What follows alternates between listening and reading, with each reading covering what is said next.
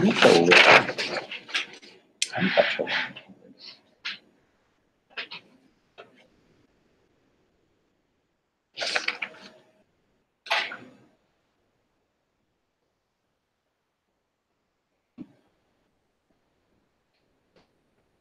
Okay. So this is what we did last week. And I set up. Dynamic programming is like shortest paths, which I actually even wrote up there. We saw this example. We can go through any number of your favorite dynamic algorithms for your favorite problems that Philip showed you. I showed you one, however. Do you remember? Okay.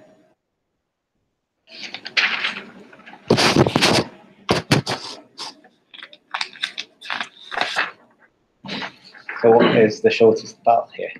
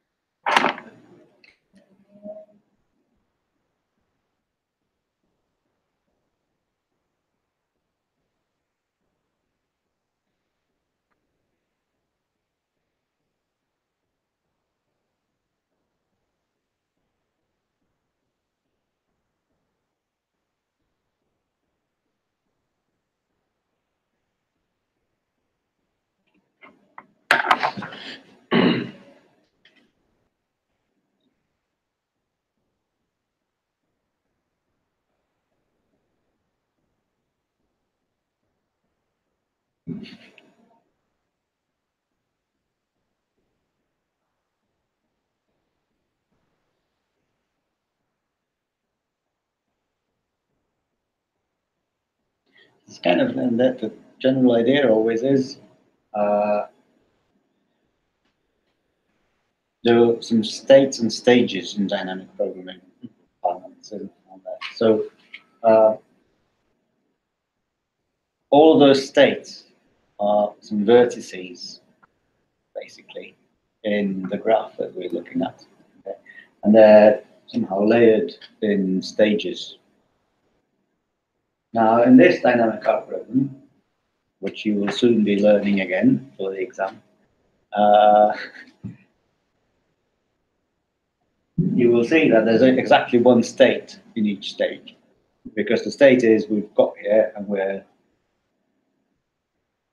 choosing which will be the next period that we're producing it. So like if you're at the beginning of the first month in this case, you know you have to produce in this month because the assumption is you have nothing in inventory.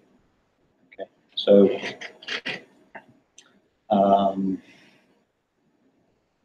so you have to produce something to satisfy the demand, but your decision is for how many months or how many months worth of production you're doing. Because we said that there was always there was always an optimal solution where you only start producing exactly when inventory reaches zero, so you don't keep any safety stock. So that was the idea there.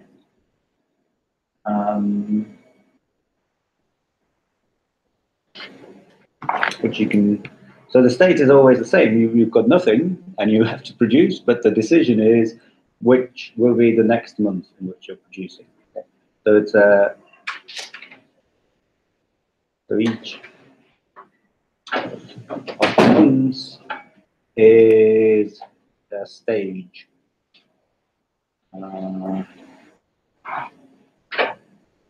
Okay. And then there's like an extra one, which should be whatever, 6. I think I've shown you this graph before, so it's a revision. I think last time round I called it something like T, and then there was trouble.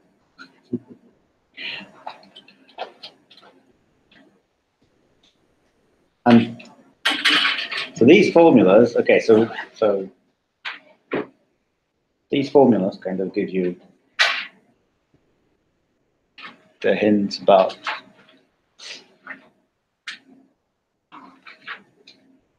what the costs on the edges are going to be. So if you're in the sixth node, there are no more edges. That's the destination where you're trying to get, and you'll be starting in period 1. So from going from 5 to 6, that's the cost of producing in month 5, but not storing anything because there's nothing to store for you. That month 5 is the last month. So that's this 4,000 or the setup cost. Okay. So from 4 to 5, that's also going to be 4,000. It's always going to be 4,000. Now from 4 to 6, that corresponds to the decision of producing in month 4 enough for both months 4 and 5. Okay, so what you get is the 4,000 cost for the setup, and you have to add. Where is it? 900. Yeah. So this will be the length of this edge. Okay, and then of course 3 to 4. These short edges, they always cost 4,000.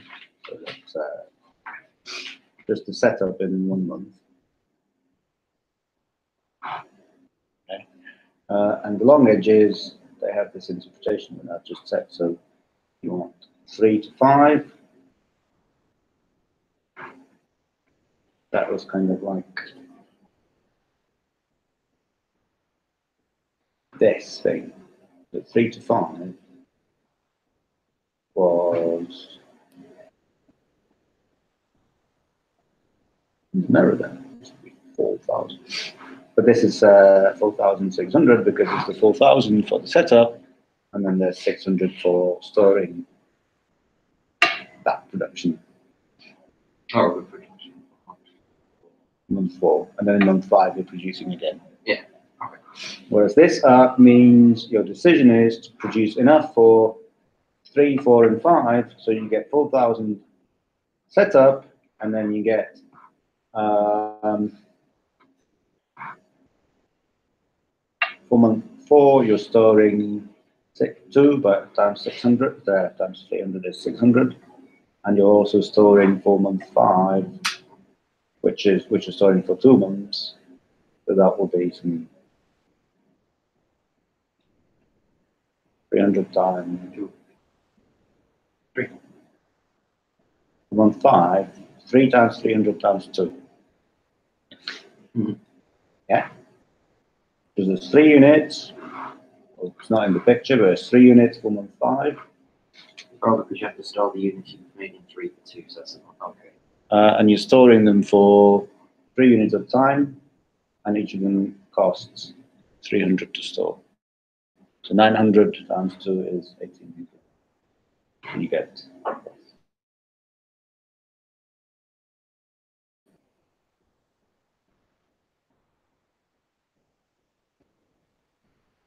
And so on. I'm not drawing all the AORs, but you get paid. 4,600 plus 400 is 8,600. A plus. Oh, you mean on his one at the top? No, the middle one there. A plus GQ of 4 plus F5 equals 4,000 plus 600 plus 400. Wait, which one was that? Which one are you reading, John? Yeah, I said that was wrong. You said that you were wrong. Is it 4,000? Yeah. Because F5 is 4,000. Yeah. I said it was wrong, but I didn't care to. The answer was right, that was all that mattered. Yeah. But I didn't care to fix it. Okay, now I fixed it. But this is already scanned as the model solution in week 5 homework. So If you've done the homework, you know. Sure.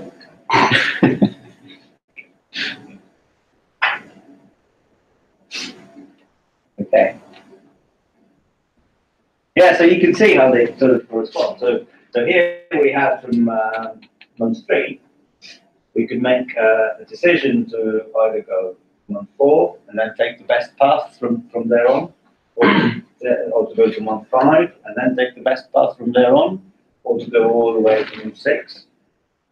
Okay, and then we pick which one was the best, so that they're the best ones. This one, what we didn't do, that's the, but the idea is, say, trying to illustrate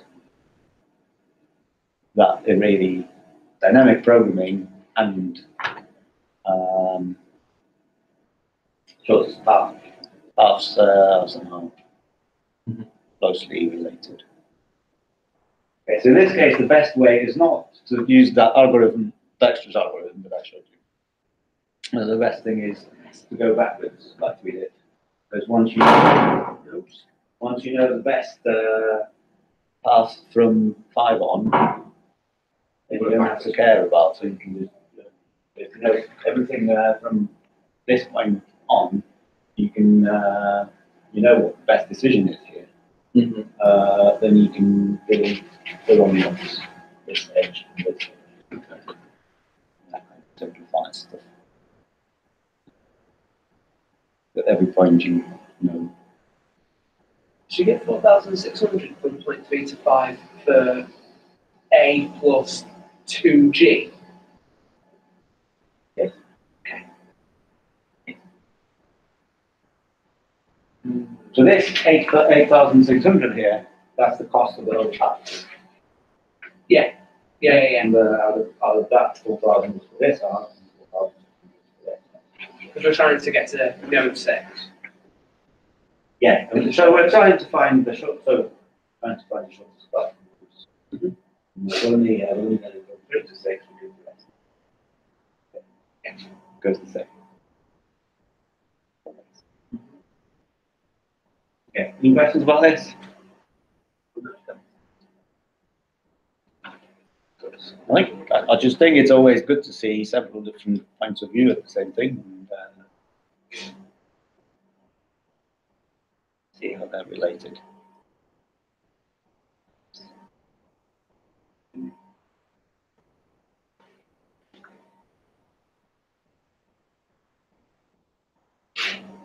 I won't show you my password this time.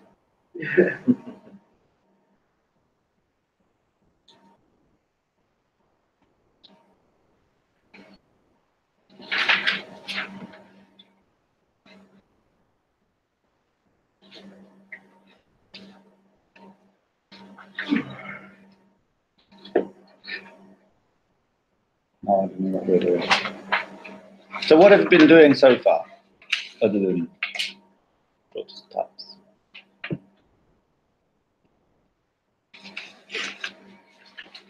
We're doing a very, what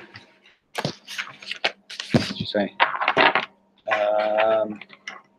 brief and concise introduction to computational complexity. So we looked at one thing, which was algorithms. Okay? So how good is an algorithm?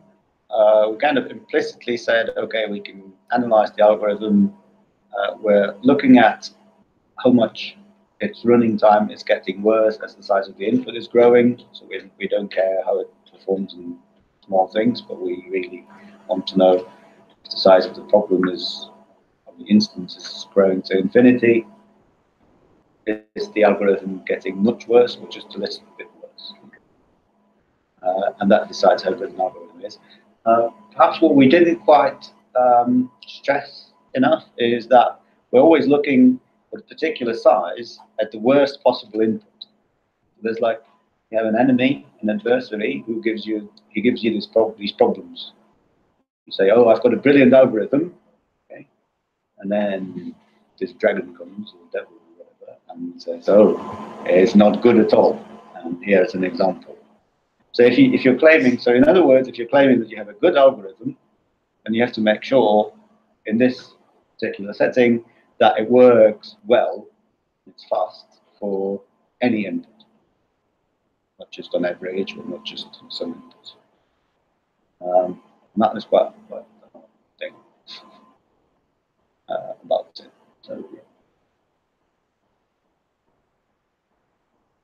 So that was algorithms and how well they perform. Now, what we want to do is look somehow from the other side of the thing from the point of view of the problems. So an algorithm is only as good as its performance on the worst possible instance. But from the point of view of the problem, a problem is only as bad as the fastest algorithm that solves it. So in general, if you have a problem, you're interested in knowing what the fastest algorithm is that will solve it, rather than the slowest one. You can always make it slow. And that's starting to be problematic. So that's problematic. But we'll come to why it's problematic.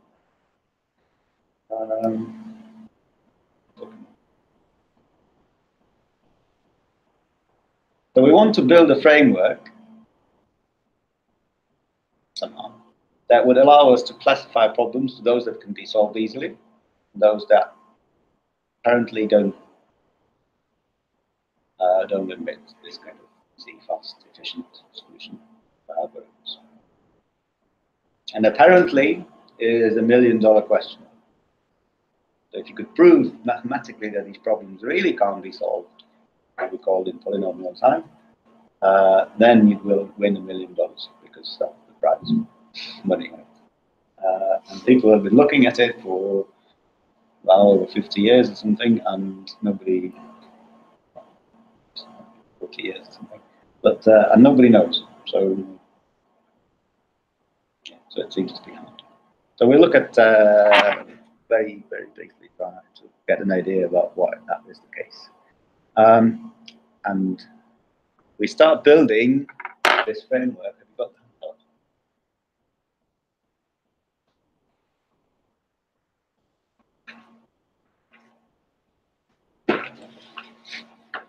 By saying what a decision problem is. So remember what was a computational problem? It was an input and a question. Okay? Every problem is a description of an input and a question. And some of these computational problems are decision problems, and those are the ones where the question is a yes/no question. So there is no like what is the shortest path, but instead, for example,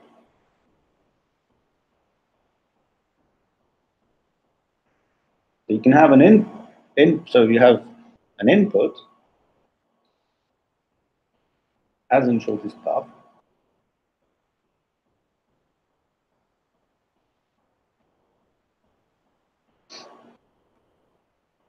and a number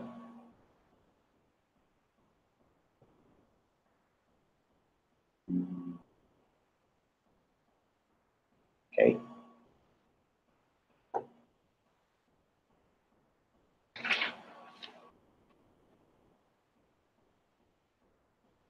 And the question, instead of asking what is the shortest path from U to V, asks you, is there a path from U to V of length okay.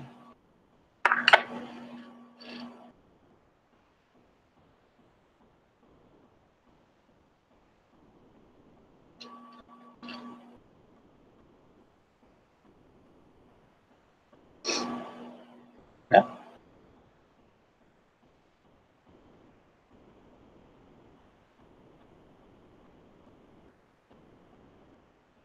So that's an example.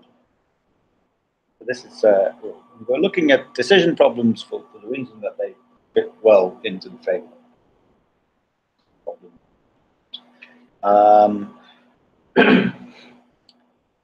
What example 2?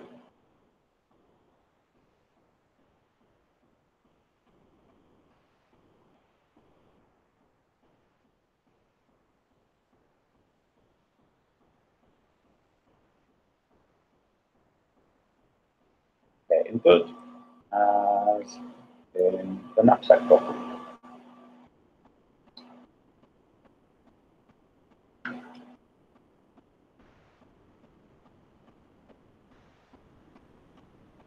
and the number. Okay.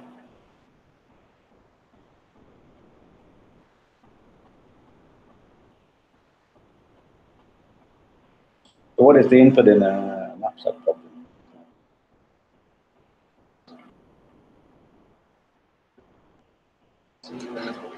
So the knapsack problem is something like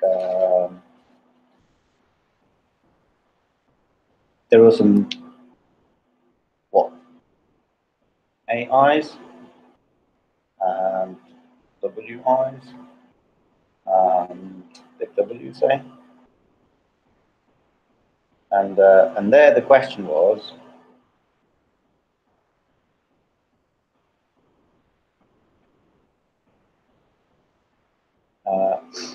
what is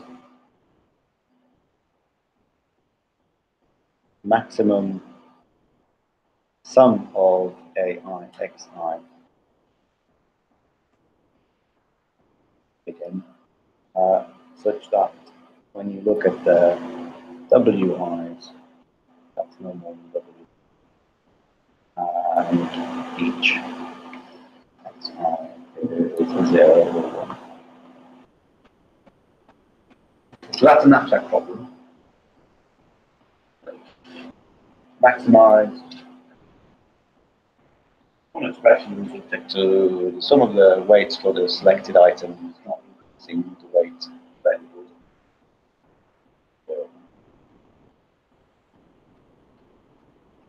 And so here in the decision problem, I think you already can guess.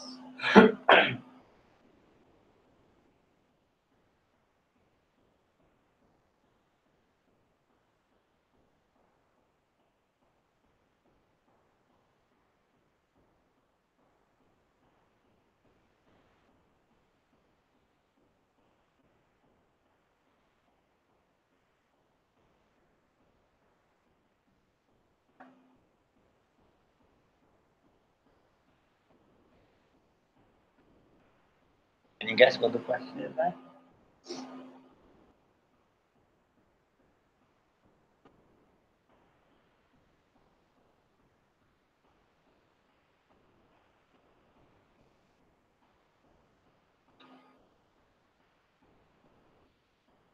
It's supposed to be a yes/no question.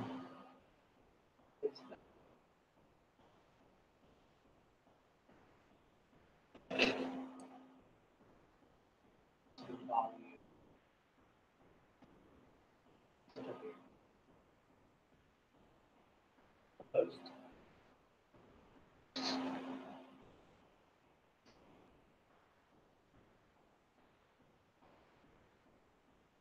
The question is the maximum value n is it greater than or equal to not okay? Okay, so that's the extra number here. The question is, get at least k. And the reason is the other way around. Maximization. What we're really interested in knowing is, can it be at least this good?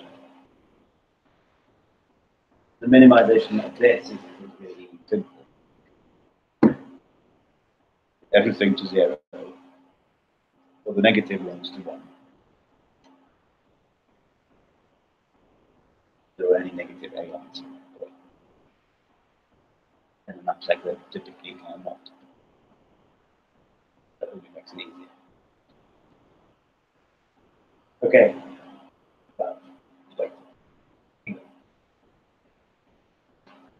Okay, so this is what are the problems we have? Okay, well, but there are some problems that are not like this, that don't come from optimization problems. So for example, oh, I forgot to bring my pictures. For example 3, the input is a graph G, and the question could be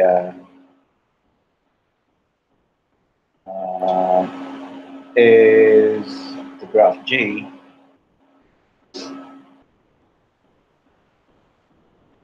Eulerian.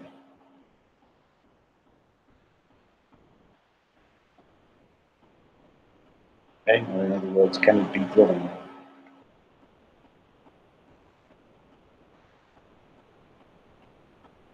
God, can it be drawn from shrub? Yeah, kind of.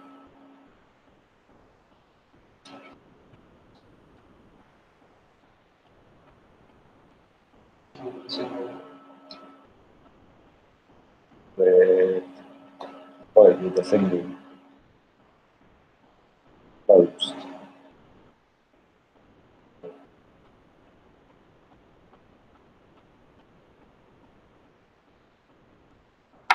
That's an example.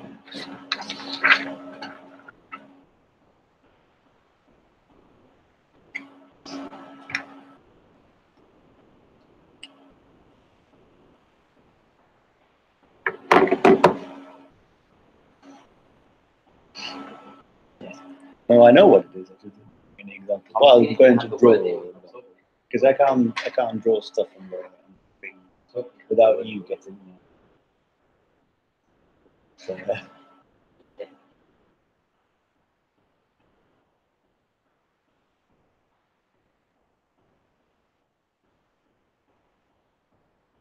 this kind of house.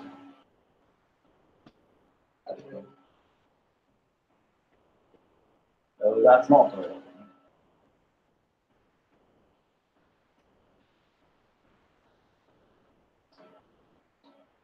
I didn't know that. That's allowed. The problem is, if you want to draw this with one line, you have to start from one, two, and then the other. So it's not a closed. Can't start anywhere. So you have to start in the same place. So you could draw it like this, but that's not that doesn't count because it's not closed. So it's closed on itself. But if you take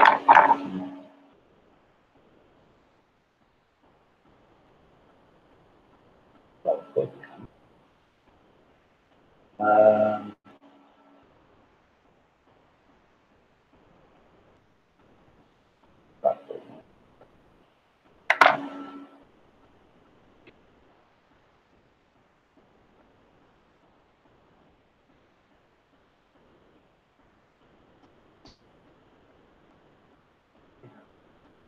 so you can do. I know you can do that one because there's a theorem that goes back to what. It was about 1780s, I think. Old theorem. Is that well? He didn't quite put it in these words, but he didn't. Because mathematicians, that's an interesting thing.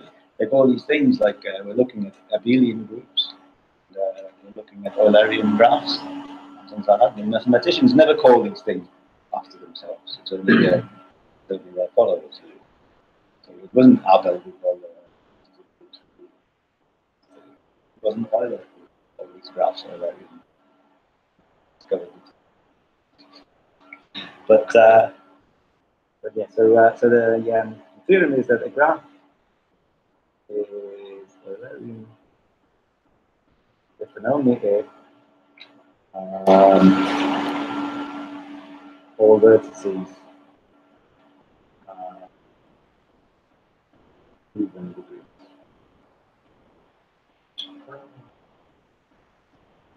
Number of edges incident to the vertex and always must be equal. Here the degree is 4. 4 edges, here is 2. And the rest of them are 4. This satisfies it. Whereas the top one has 3 here. 4. But there are odd degrees. So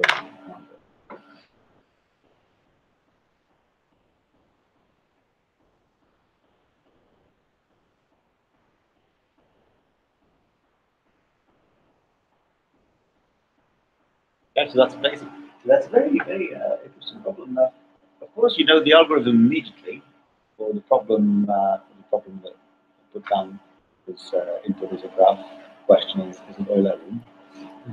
And the algorithm doesn't try to draw it. The algorithm just looks at every vertex and counts the number of edges, and as soon as it encounters a vertex with an odd number of edges, it says no, Eulerian, and if it goes through all the vertices and see that they're all even, then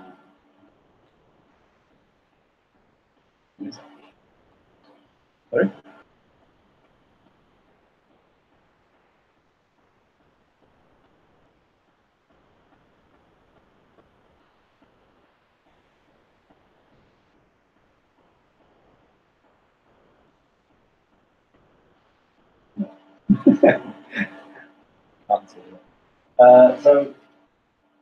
So that's a very efficient algorithm. Isn't it? Looks at every vertex, so it's definitely done on more time.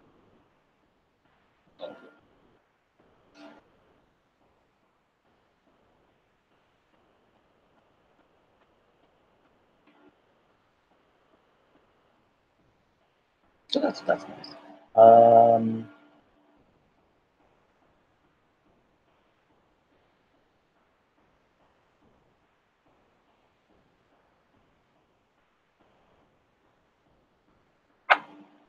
So we're getting slower than I'm talking about.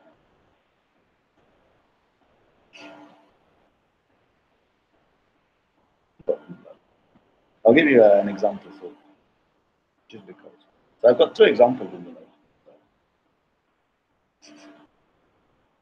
I got carried away.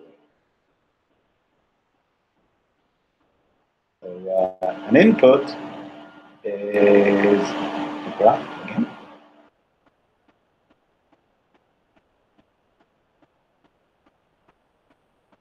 And the question is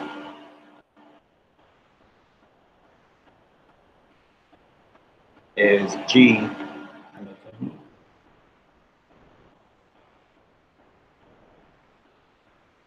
that was an English mathematician, British Hamilton. The Hamiltonian means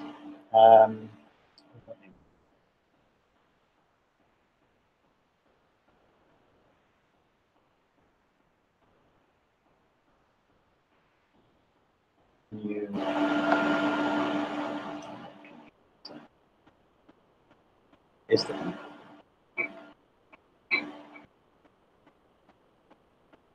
closed war in G that visits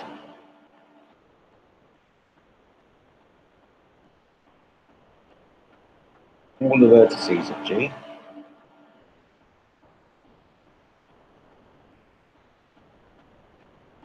each exactly once.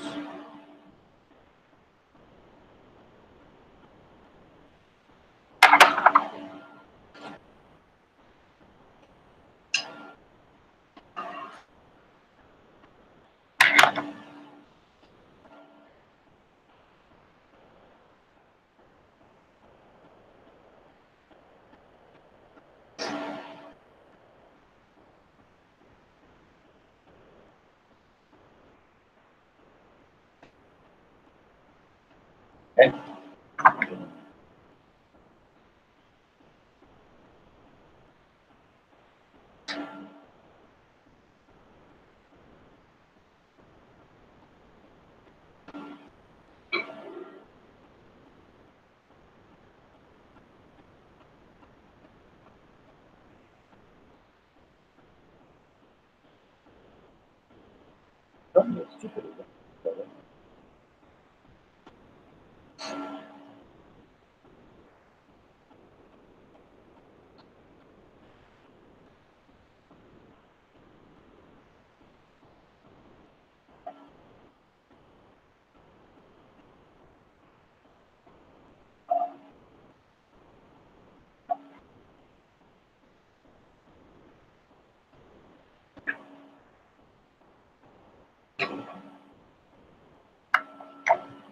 Okay, so what I mean is this one is Hamiltonian.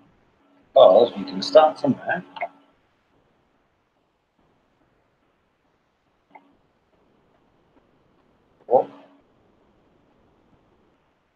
suppose, from that where you started, then in every vertex exactly. And yeah.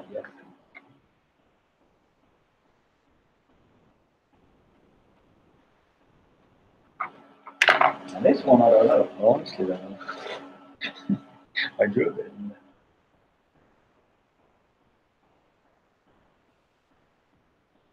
Should know. It's and get the strap. Who's that anyway? Up. I went across. Oh, that was already wrong. I think you could still go down, yeah, and then you went across from that one to the diagonal. On the Yeah, start? you can do it that way, yeah. And down. And then, yeah. And then Well, yeah. that way, yeah. But Oh, then I'm I doing. managed to. I think it might be the first step. There Okay, is, so I'll delete it. That's my deletion device.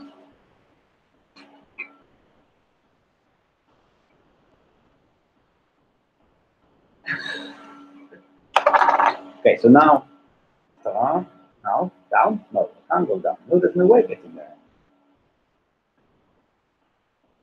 G.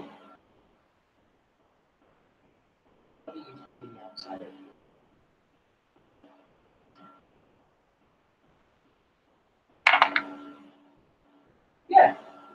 Oh wait, because you go back to the same place, do you? You can't do it, you end up with 180 again. I can visit the same vertex. 1, 2. Oh no, yeah, you can. I've totally forgot that you have to go back to you have to go back to the you have to go back to the beginning? Yeah. Um, We cannot do it. Okay, but this demonstrates the hardness of the problem. Like, how do you prove that you can't do it? So, it's easy to prove that you can do it because you can draw it and that's it, and then everybody can see that you've done it. But proving that you can't do it, that's a very small graph. I imagine you get 1 or 2,000 vertices. How do you prove it? Nobody knows. again, does it have anything to do with the fact that it's got odd points and vertices? Not really. Not with that, sorry. So there is no, so unlike the Eulerian Euler's theorem, about degrees, there is no simple proof between them.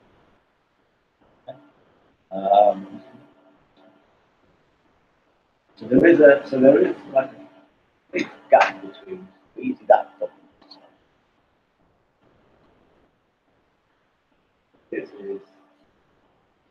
That is at the heart of the what I said with the framework for classifying problems into easy problems and not really. Things that are not so easy. See that in a second. I want to do yes, let's do it. So we've seen a couple of problems. One of my favorite examples was with graph. You can create immense complexities in graphs, even though it's such a really simple. Okay. So the next slide that we actually haven't had, is not too much, is this. That's really what we were talking about when we were looking at the various versions. So when you have an optimization problem like this, what is the shortest path from U to B? Any other optimization problem that you think of, there's also, it has 3 versions, and one of them is the optimization, where you really want the optimal solution. Another one is where you just want the objective value of the optimal solution. The third one is decision problem that is associated with it. And the decision problem takes in the input an additional number, and it asks the question whether the optimal solution, the objective value of that optimal solution, is dependent on maximization. Okay. Now, of course, you can solve this problem efficiently that, then you can solve this problem. If this is bigger than you solve it, and you know your answer, thanks. Pair it with the extra number, okay? And say yes or no. Well, in fact, you can sort of go this way as well, and that's the hint is the kind of like, suppose you can solve this. You've got a box that solves this. You want to know what the value is. So you start with add. You can add the length of all the edges that you have in the graph and start in the middle. Is there something? There's something that is shorter than at most 60. There's no. Something that's 90. That's yes. And so it's like a guess the number. Trying to halve range in which the answer can be.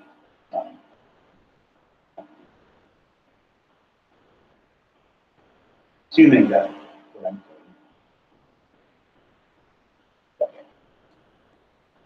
we always make them integer.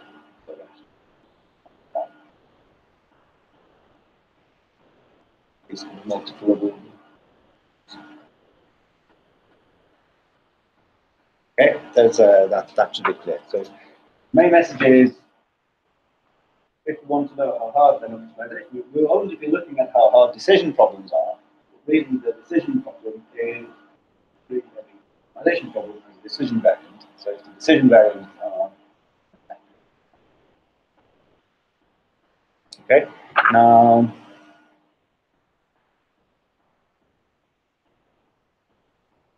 Now that's the important thing.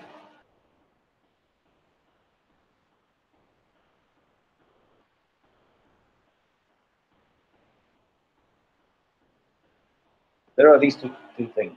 They're called P and NP. Have you heard of P and NP before? No? Well, the $1 million question is called P versus NP. It's trying to. The question is whether P. And so we should understand the significance of that. So it's class P. That's like a big set of classes, and it doesn't have numbers in it. It has decision problems in it. There's exactly those decision problems in it that have polynomial time algorithm. For example, the last thing over here, just a minute ago, the decision version of the shortest path algorithm, that's an example.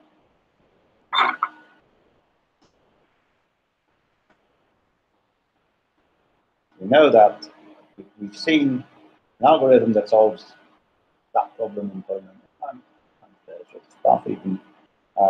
So shortest path.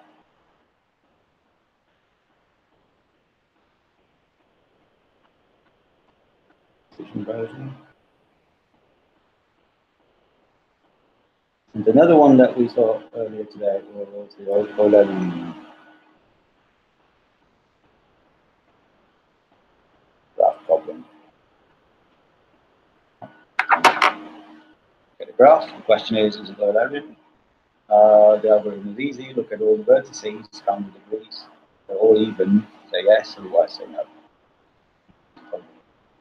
Because you know there's a polynomial time algorithm, you can.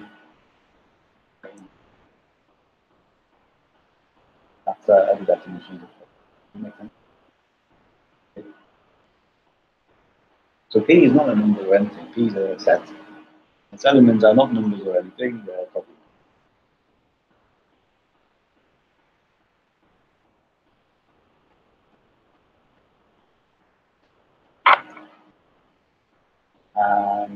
And then there's this second class, which is again just problems.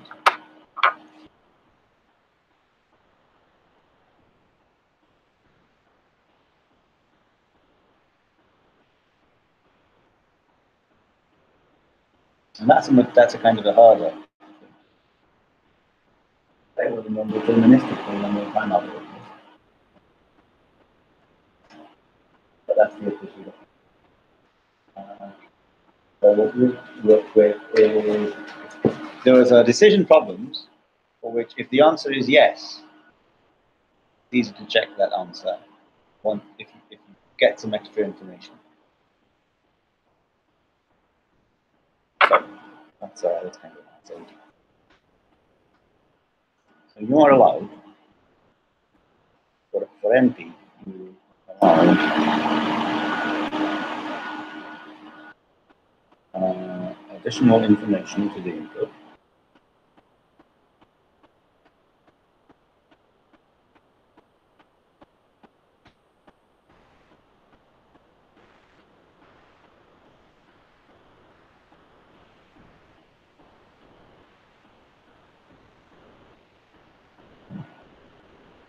Yeah, but you're not allowed too much information.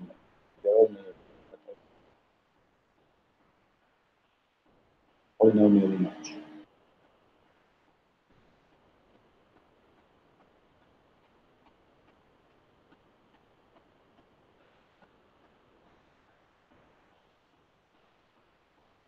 Okay.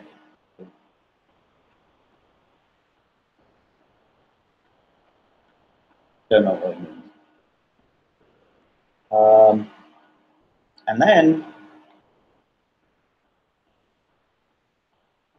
if the answer is yes,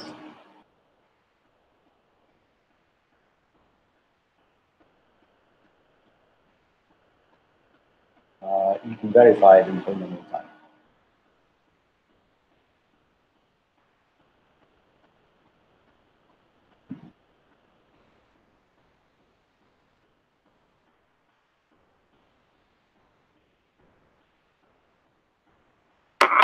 That not here next week, but as an example, for the Hamiltonianicity,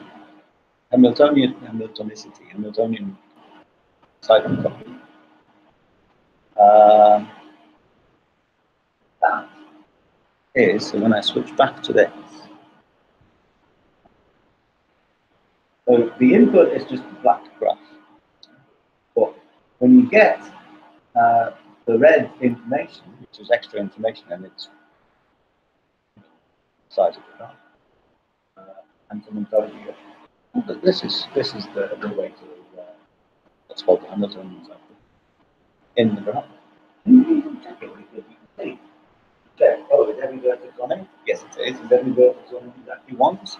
Oh, yes, it is. And does it come back where it started? Yes, it does. So you check very easily, algorithmically, that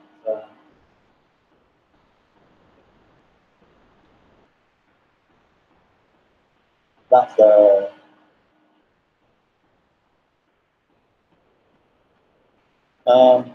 and if the answer is no, then you don't. Then maybe there is an easy way to check, like in this case. So this is also an NP because if the answer is yes, I can infer it. Or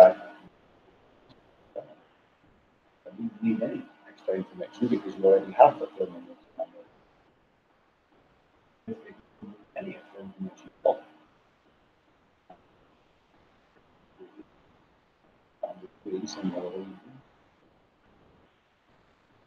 if the answer is no, in this case,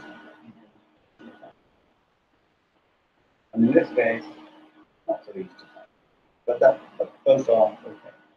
The class NP is only interested in being able to certify when the answer is yes.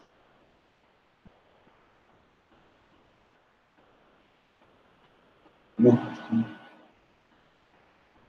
We'll restart here next week, and we'll be trying to find how class NP somehow gives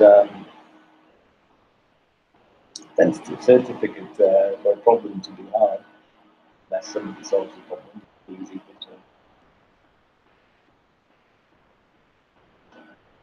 to. And the homework question, the handout is to think about how you can dissect go from the decision version to the value by